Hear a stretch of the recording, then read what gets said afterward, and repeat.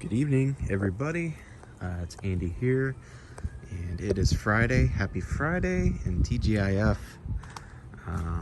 It's been a little while, so I figured I'd do another update post of things since it's warmed up a bit. So I'll get right into it. This one will be a little bit shorter than the other videos have been since I've covered most of the detailed oriented items. So this is a new bed that I made, and in it are collard greens, but they're not just typical collard greens. They're actually a perennial variety known as tree collards.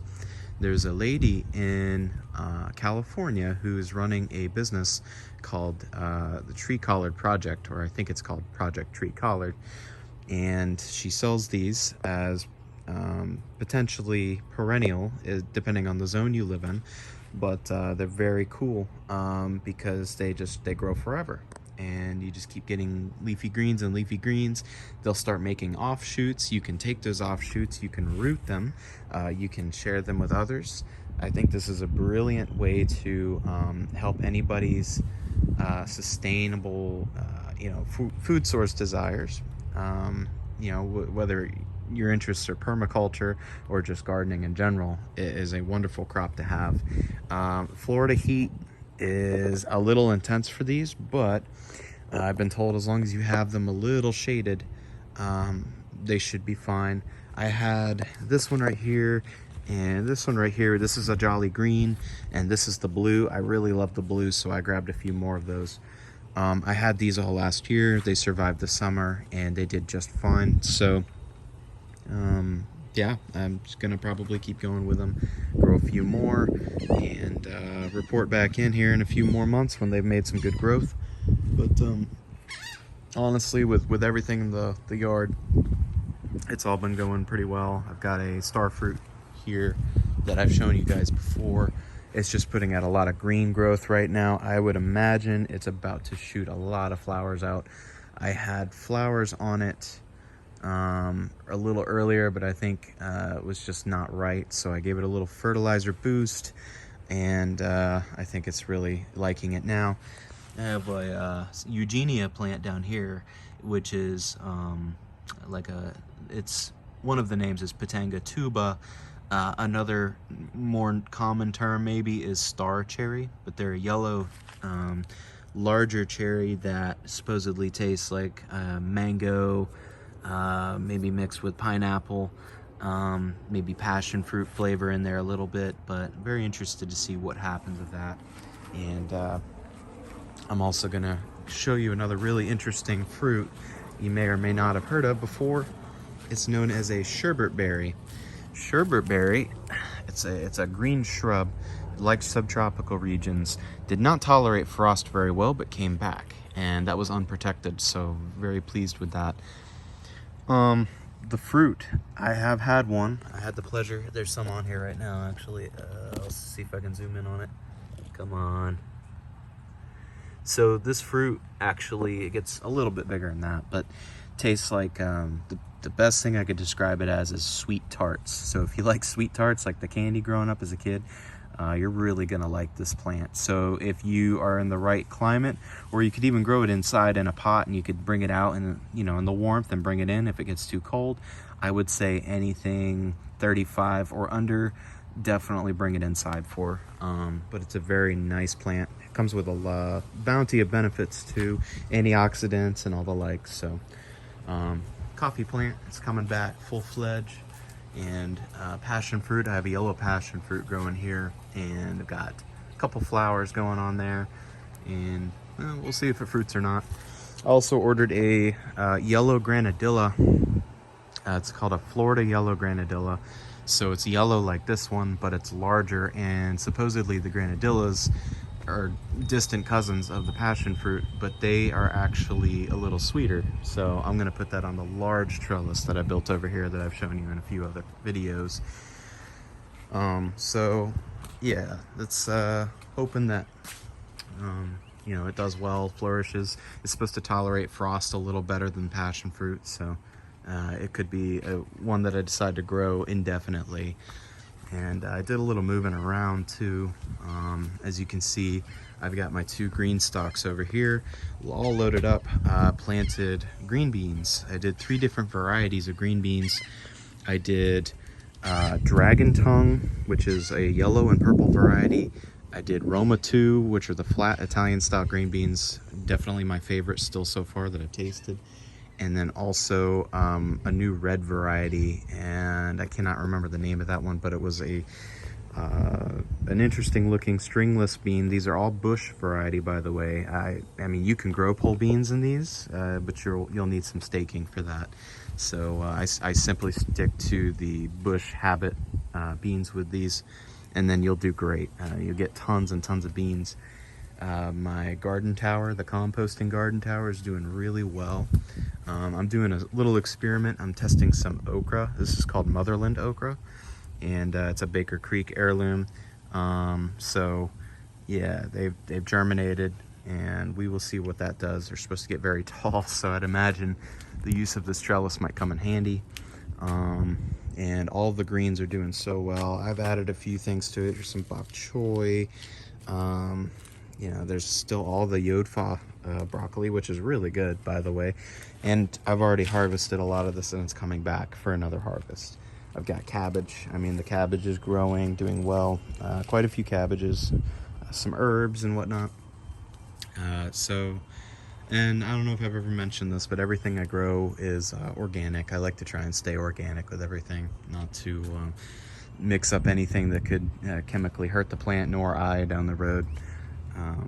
So then my strawberry tower, all the strawberries are starting to come back pretty well.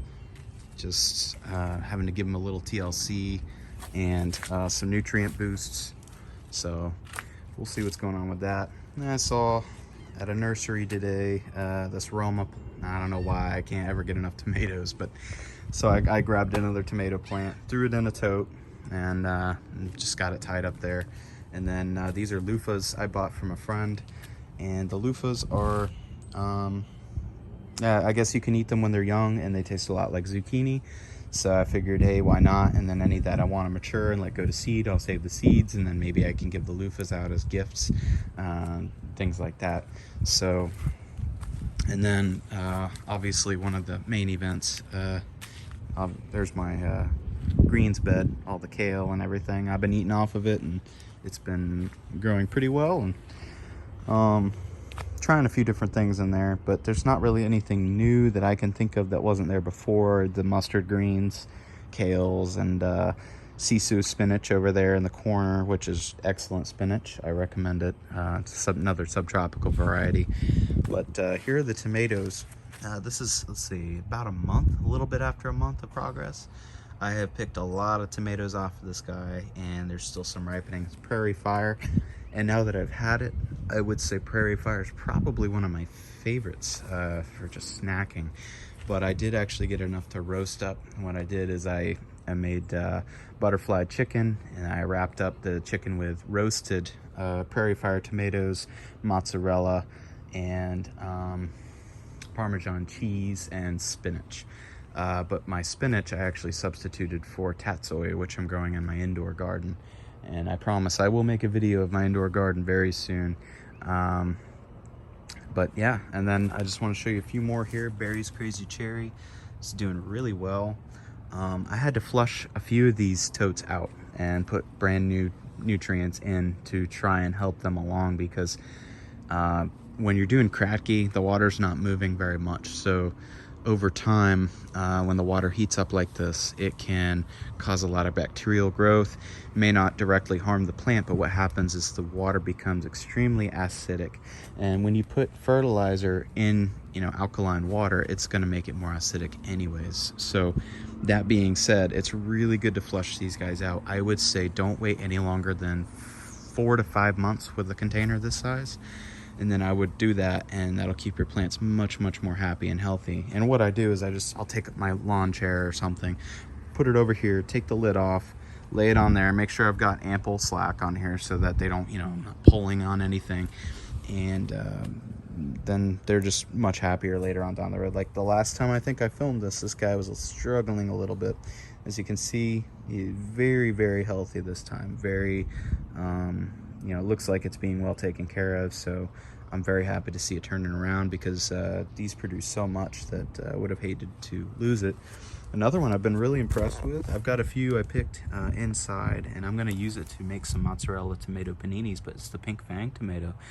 It's another Baker Creek heirloom, and it's really good. Like, if I could describe the flavor the best I can, I'd say very much like a Roma, but with the sweetness of some of the slicers, or, you know, some of the nicer, sweeter cherry tomatoes. And so when you roast it up as like a sauce, it makes a very nice sauce with very little sugar needed to be added. And, you know, just a little pinch of salt, and then whatever spices you like. And, yeah, you can go to town, spaghetti, pizza, whatever you want. Over here we have the super sauce tomatoes. I don't think the super sauce like the heat very much. I will say that right now. So if you're growing super sauce, be very careful, because once the temperatures start going up, it seems to really not like it. So that being said, you're in a cooler climate, or maybe you have a shade cloth, you'll be all right. But in my case, I'm already thinking about putting up my shade cloth now. But yeah, otherwise, I did skip this little guy, and I don't know what it is, but it's ripening, and it looks like it's so far turning yellow. So we'll see what it does, but it's got a couple more tomatoes on it. When it ripens, I might know what it is. I'll just have to look and see what it ultimately looks like. But and over here, same deal.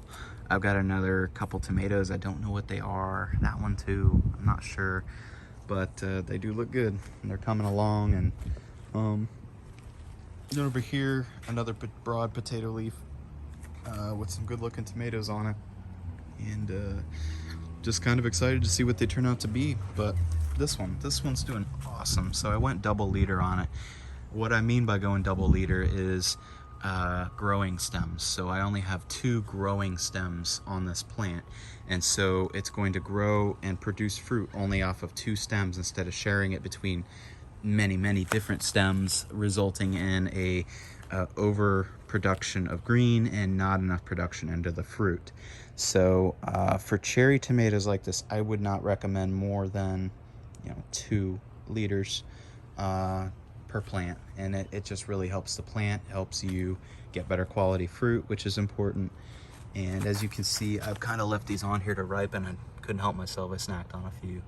But yeah, I mean, I'm letting them all ripen because they don't go bad. That's the cool thing. You can let the whole cluster ripen. You know, if you have a bird problem, I recommend putting a net over the top, or, you know, my trellis kind of doubles as that. But if you don't have a bird problem and you're good, let them ripen like this. They'll be so good. I've always heard the old wives' tale that tomato tastes good ripened, whether you pick it early or let it ripen on the vine. I have tested both, and honestly, I can say that I've had better results leaving it on the vine. And it makes sense, because the plant's getting everything it needs, it's getting protected and preserved up until the time it's actually picked. So I don't know. Yeah, I'm not really up for debate on it, but if anybody has any other ideas, I wouldn't mind hearing them. But yeah, it's another plum type of tomato. I think I took a lot of cuttings from my other tomatoes over there, and I'm kind of letting them go over here to see what happens. But this is another one slicer, I think. Another Pink Fang over there. And now I actually picked a couple more cuttings of the Pink Fang, because they're so good. Like, I could probably grow just Pink Fang and just maybe like 3 types or 2 types of slicers, and then cherry tomatoes, and I'd be happy. Like, you know, what do they call it, monocrop. But yeah, and then I've got my yellow brandywines, which I'm actually pleasantly surprised with. I'll see if I can zoom in on the, yeah, so I got a bunch of flowers here. They're not supposed to be heavy producers, but they are producing more than I've seen from yellow brandywines in times past. Here, I already have a tomato on here, so yeah, some good signs. I did put 1 pepper plant in the totes here.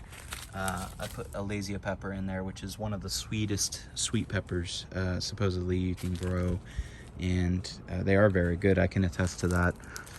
But otherwise, yeah, just lots of plum tomatoes, cherry tomatoes, and that's about all I got going on. But I apologize if this has been a little out of focus. I'm not sure why it's not auto-focusing, but guys, I really appreciate your time, and if you have any more questions, please don't hesitate to ask. And yeah, have a great weekend, everybody. Thanks. Bye.